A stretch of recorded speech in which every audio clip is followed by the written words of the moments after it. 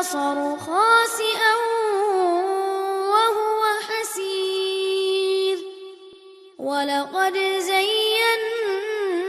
السماء الدنيا بمصابيح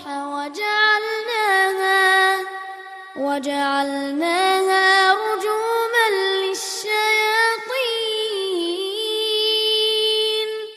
وأعتدنا